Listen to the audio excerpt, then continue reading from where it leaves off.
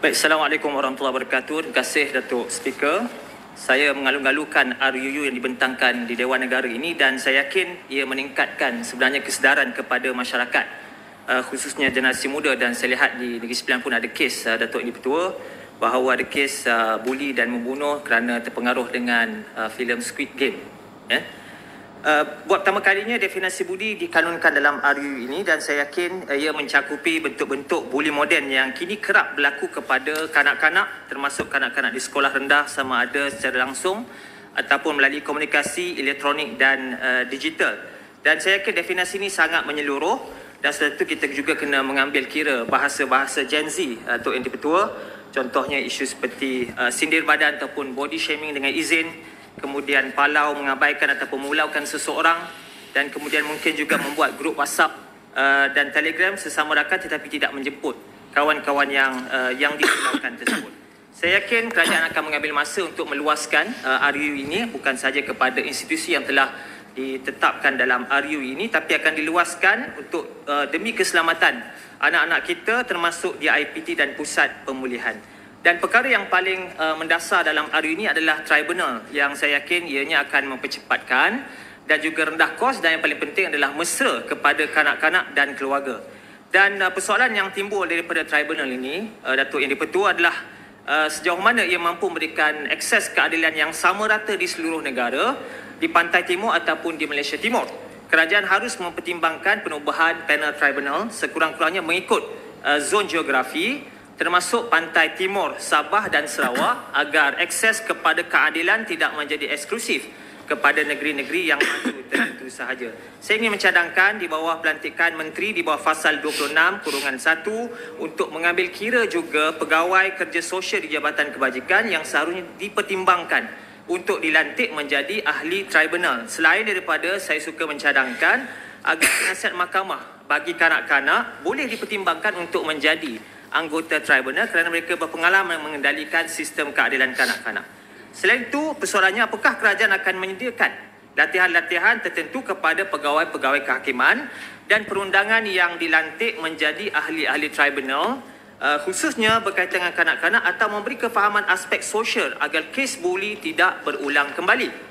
Datuk Yang Di-Pertua, Fasal 43 berkenaan dengan award yang diberikan bertujuan memberikan keadilan restoratif berbanding retributif ataupun hukuman, iaitu menekankan aspek pemulihan kepada pembuli atau disebut sebagai responden di dalam RUU. Pendekatan ini bukan satu bentuk pelepasan tanggungjawab kerana perbuatan buli tetap salah, tetapi penekanan kepada aspek pemulihan lebih berkesan dan berperi kemanusiaan untuk kanak-kanak. Program pemulihan yang dicadangkan perlu memberikan tumpuan kepada pendidikan, kaunseling dan boleh, tapi mungkin YB nak menjawab. Boleh benarkan ke sekejap masa? Boleh, silakan.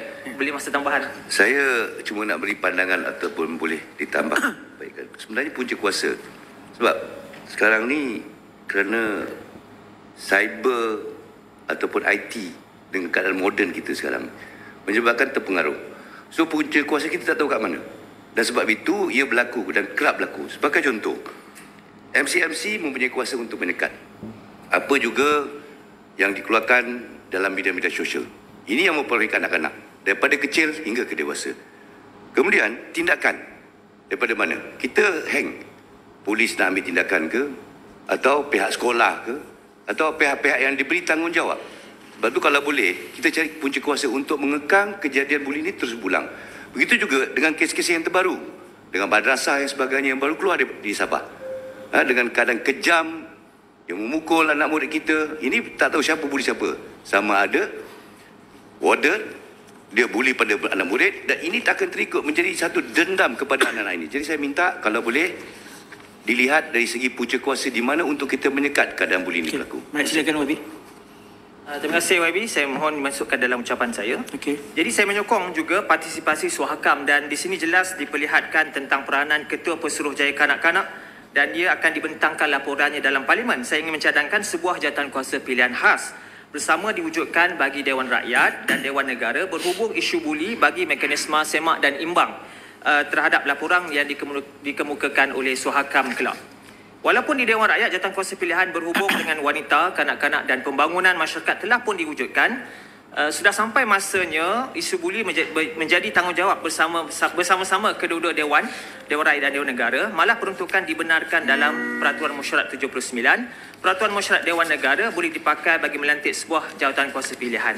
Terakhir, Datuk Yang di-Pertua, ada 4 persoalan yang saya nak tutup, yang saya membuat sesi libat urus dengan pihak masyarakat sivil. 4 persoalan. Yang pertama sekali, 4 soalan terakhir. Adakah kerajaan akan komited untuk mengeluarkan peraturan bagi memberikan panduan yang jelas mengenai perintah pempasan di bawah Seksyen 43E, termasuk A.